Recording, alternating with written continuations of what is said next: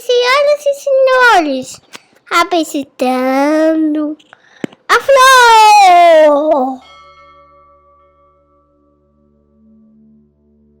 Olá, eu sou Júlio Pompeu e este aqui é o episódio número 12 do Flor.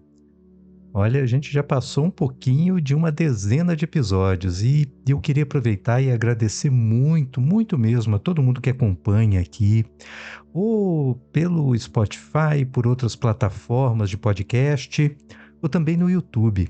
Agradecer mesmo pela audiência de vocês, agradecer pelos comentários carinhosos que deixam lá também no Instagram para mim. Poxa, muito obrigado. O programa está com um desempenho muito bom. O número de pessoas que ouve e continua ouvindo, que vai seguindo a sequência, é muito grande, bem maior que a média do Spotify, que é onde essa métrica é feita. E o número total de pessoas só aumenta. Então, poxa, muito, mas muito obrigado mesmo. Mas olha, queria falar de outra coisa hoje. Já ouviu Nat King Cole?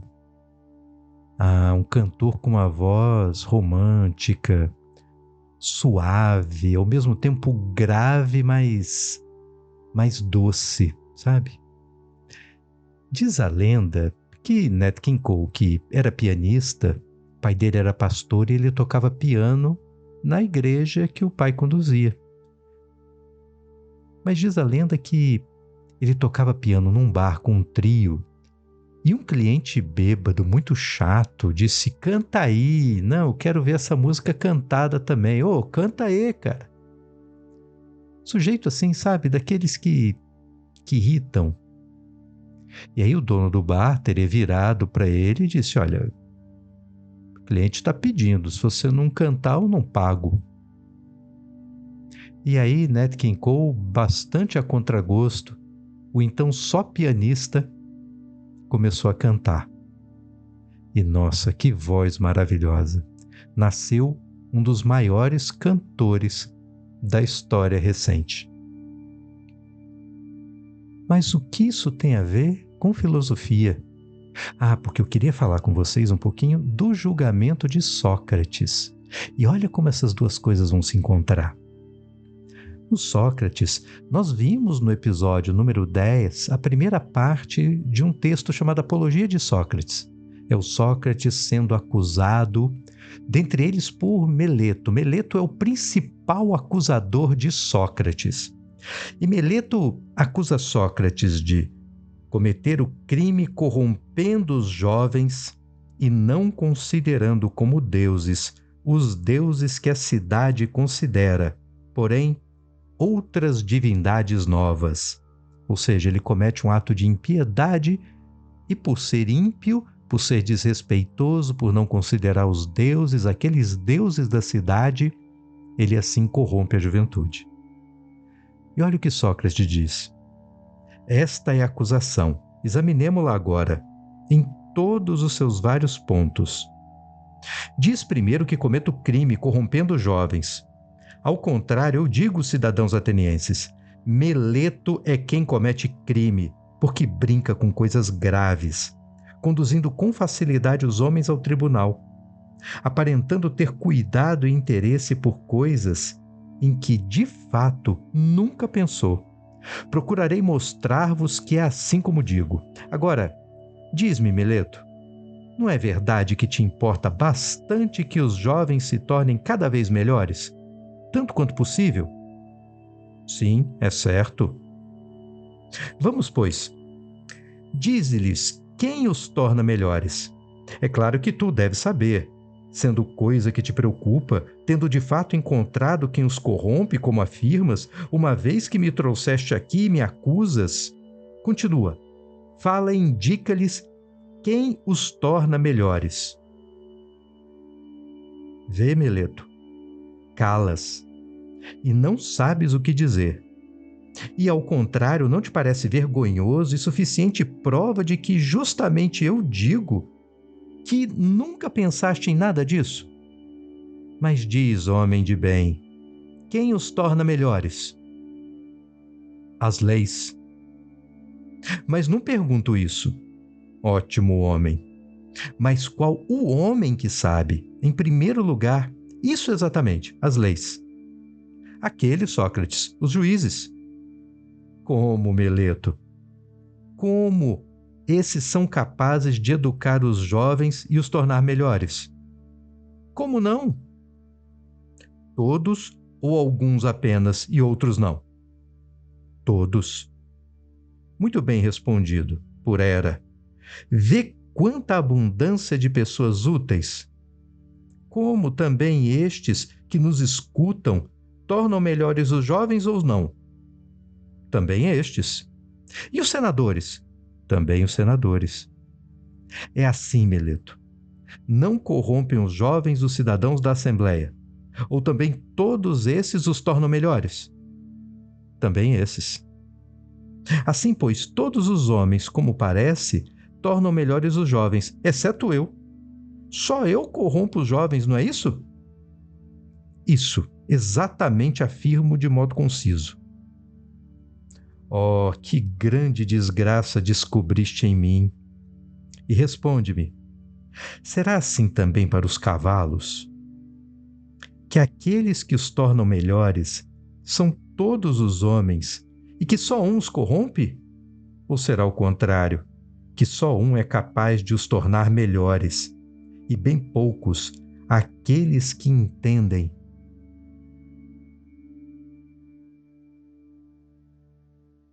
De cavalos. E os mais, quando querem manejá-los e usá-los, os estragam?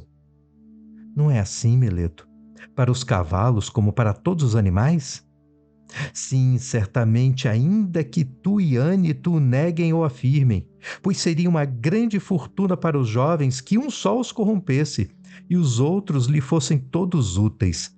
Mas, em realidade, Meleto, mostraste o suficiente que jamais te preocupaste com os jovens e claramente revelaste o teu desmazelo e que nenhum pensamento te passou pela mente disso que me acusas. Olha, essa é a primeira fala dura de Sócrates em sua defesa, falando contra Meleto, contra o principal acusador. Mas o interessante dessa passagem é a pergunta mesmo que Sócrates coloca para Meleto. Esse Sócrates acusado de corromper a juventude, pois bem, então, quem faz o contrário? Quem é que torna os jovens melhores? E entenda aqui, tornar os jovens melhores como educar. Quem educa os jovens? Quem ajuda as pessoas a viverem bem a vida, a viver a vida dentro de um caminho bom, de um caminho bacana, de um caminho que a torne feliz, que a torne útil para as outras pessoas, que encontre a felicidade de ser útil para os outros, por exemplo, e as outras tantas alegrias, as outras tantas formas de felicidade, de boas felicidades que existem nesse mundo. Quem é a pessoa que faz isso? Porque hoje, olhando para um lado e para o outro, o que a gente vê é que a educação está muito ligada à informação, a dados, a conhecer determinadas coisas, a saber fazer uma ou outras coisas que tornam a pessoa capaz de conseguir emprego, dizendo que ser um bom trabalhador, ser um bom empregado, para ter um bom emprego, o tornará feliz. Mas o fato é que ao longo da vida, no emprego, no trabalho, boa parte daquilo que nós chamamos de desafio na vida profissional não tem nada a ver com os dados, com os saberes que nos são exigidos naquela profissão. Assim, o grande desafio do engenheiro na empresa de engenharia não é como calcular a estrutura de uma ponte, não é saber exatamente como construir um prédio.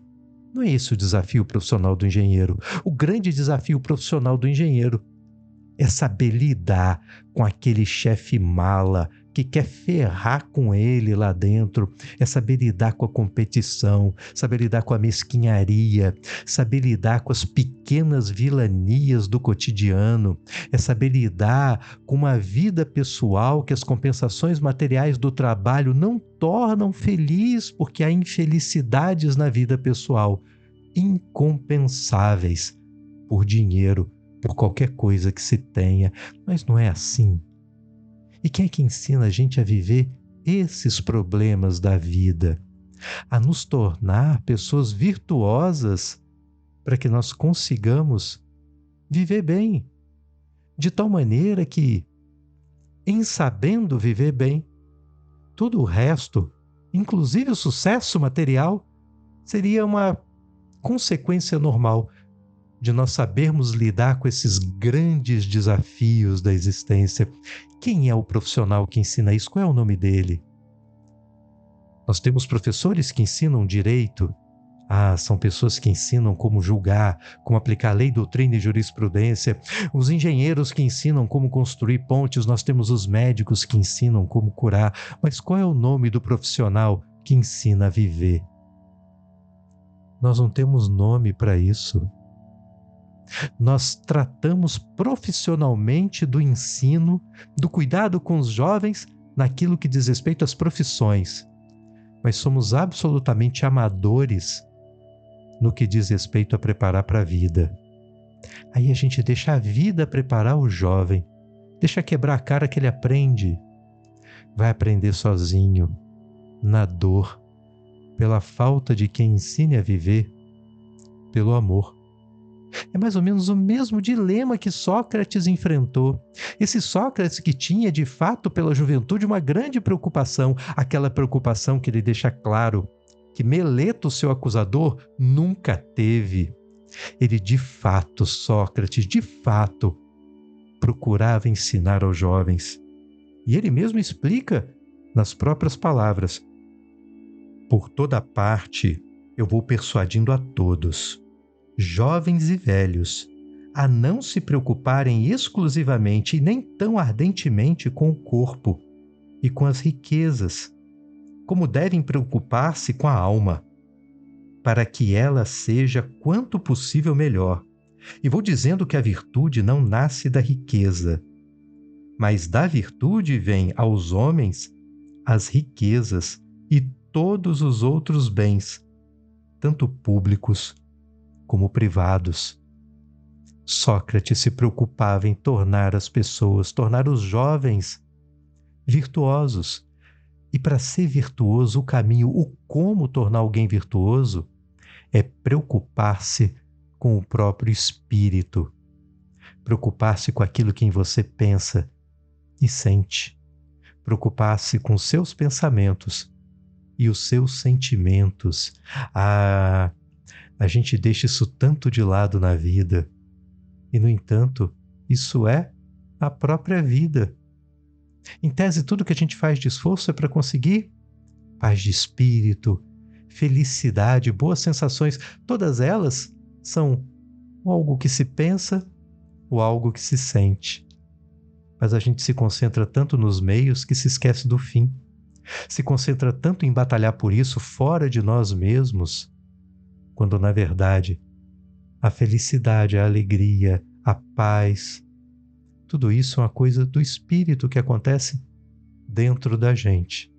Era isso que Sócrates fazia. E é a isso que Meleto se opõe. E como há Meletos espalhados por aí.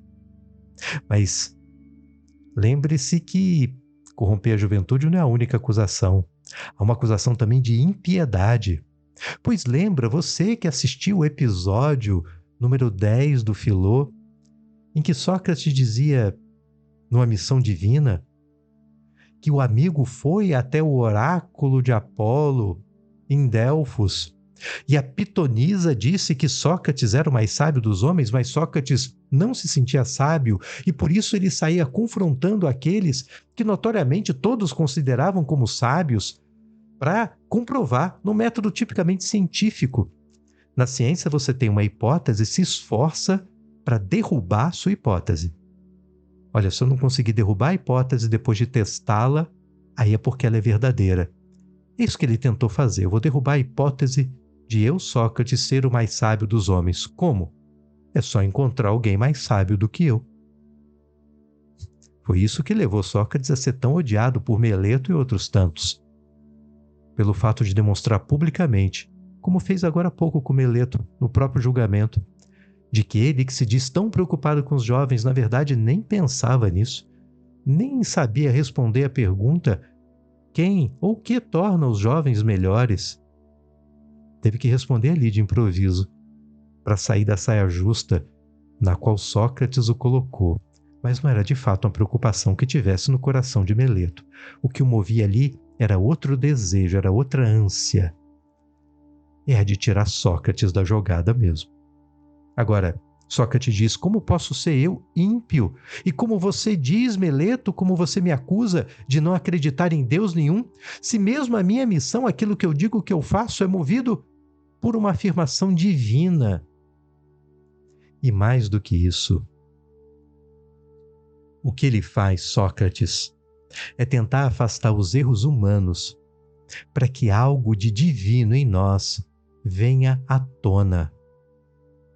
Alguém deve ter dito para Nat King Cole, quando era criança, que o seu grande talento era o piano, mesmo tendo ele nascido com uma voz fabulosa.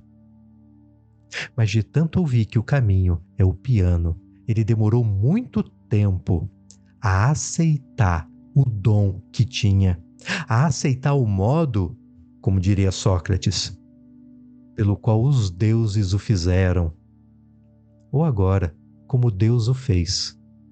Um dom, uma habilidade.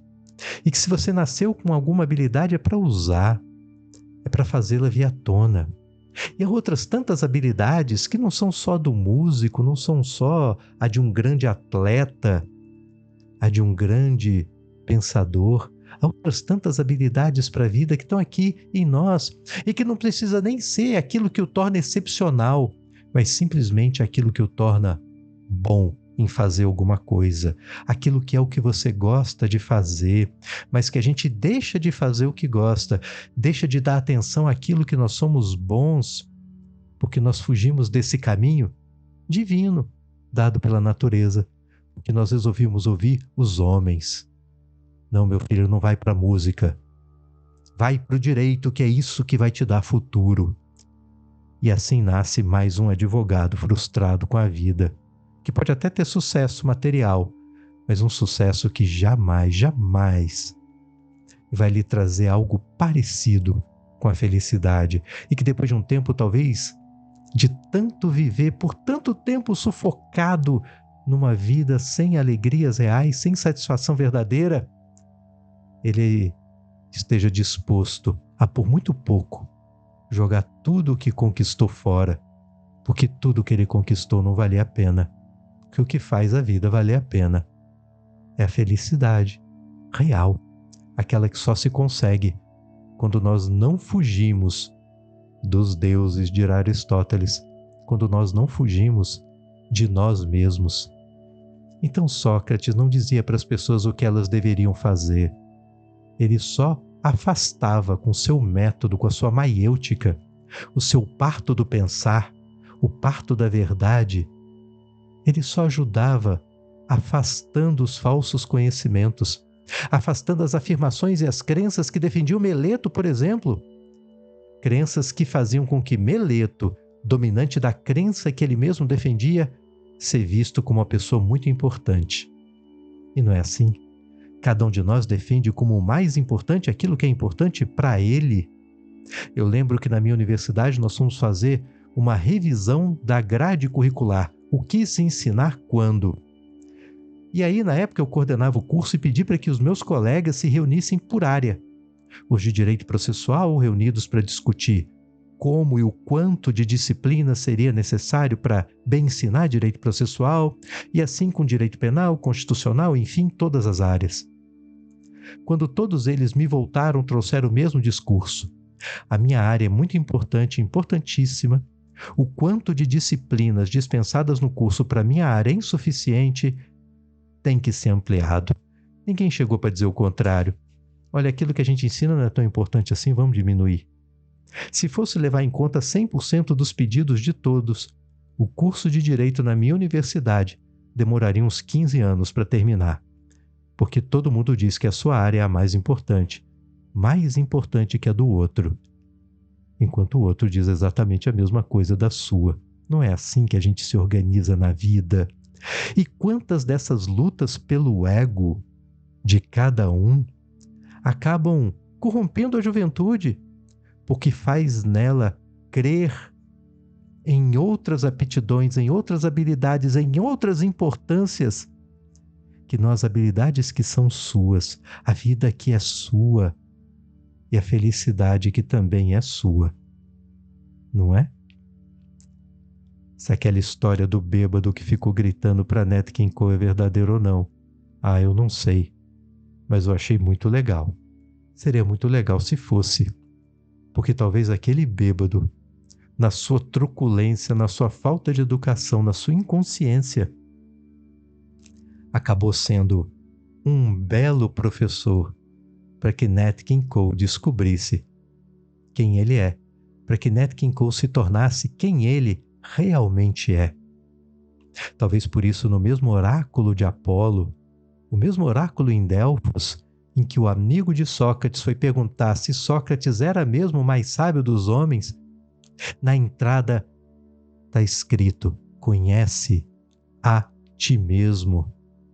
Porque se eu conhecer a mim mesmo, se eu me preocupar comigo mesmo, aí sim, eu poderei descobrir-me e tornar quem eu sou.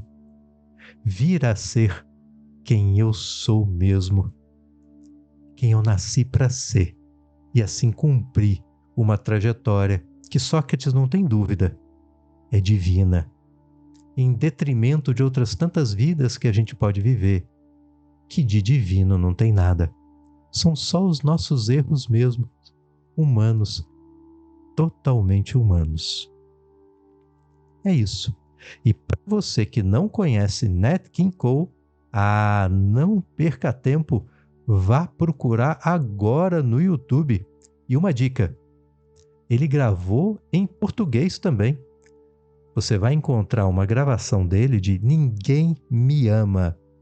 Ninguém me ama, ninguém me quer, ninguém me chama de meu amor.